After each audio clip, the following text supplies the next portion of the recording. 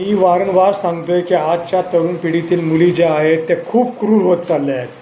मी तुम्हाला मागच्या महिन्यामध्ये 2 केसेस सांगितल्या होत्या, एक कराड आणि एक होती बीडमधली, जिथं बायकोनी नवऱ्याला कसं दुसऱ्यांच्या मदतीने कॉन्ट्रॅक्ट किलिंगनी नवऱ्याला मारलं. एका कराडच्या महिलेनी अल्टो गाडी आपल्या नवऱ्याच्या अंगावर घालायला सांगितली. तसाच प्रकार एक्झॅक्टली राजस्थानमध्ये घडला आहे, जयपूरमध्ये, जिथं आयुषी शर्मा 23 वर्षाची, अवघ्या 23 वर्षाची देखणी मुलगी, तिने आपल्या आईला आपल्या विधवा आईला कॉन्ट्रॅक्ट किलरच्या थ्रू गाडी SUV अंगावर घालायला सांगितली. त्यात आईचा मृत्यू झाला. ही घटना जुलै 3ला घडली.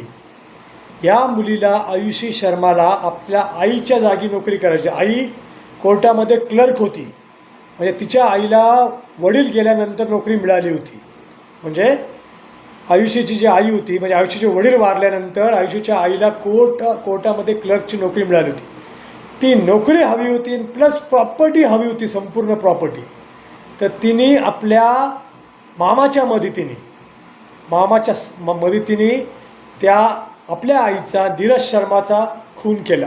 पहिल्या पोलिसांना वाटलं की हा रोड ॲक्सिडेंट आहे, पण लगातार पोलिसांनी जेव्हा CCTV बघितला, ज्या तऱ्हेने गाडी लांब उभी होती, नीरज शर्मा आपल्या मुलाला कॉलेजमध्ये का शाळेत सोडून येत होत्या, त्यानंतर ती गाडी जोरात येते आणि नीरज शर्माला उडवते. ती तिथं जागेवर त्यांची डेथ होती.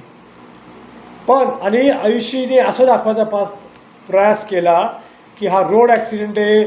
तिच्या डेथनंतर आईच्या ती खूप रडली, नातेवाईकांना नाटक करून सगळं सांगितलं. पण पोलिसांना डाऊट वाटला. पोलिसांनी लगातार CCTV फुटेज चेक केले. त्यानंतर आयुषीला ताब्यात घेतलं. मग आयुषी खरं पोपटासारखी बोलली की तिने कॉन्ट्रॅक्ट किलर्स हायर केले होते, 7 लाख रुपये दिले त्यांना आपल्या आईला मारायला, ताकी प्रॉपर्टी स्वतःच्या नावावर होईल. मी वारंवार सांगतोय मित्रांनो, की आजच्या तरुण पिढीतील महिला खूपच निर्दयी होत चालल्या आहेत. हे त्याचं परत एकदा उदाहरण आहे.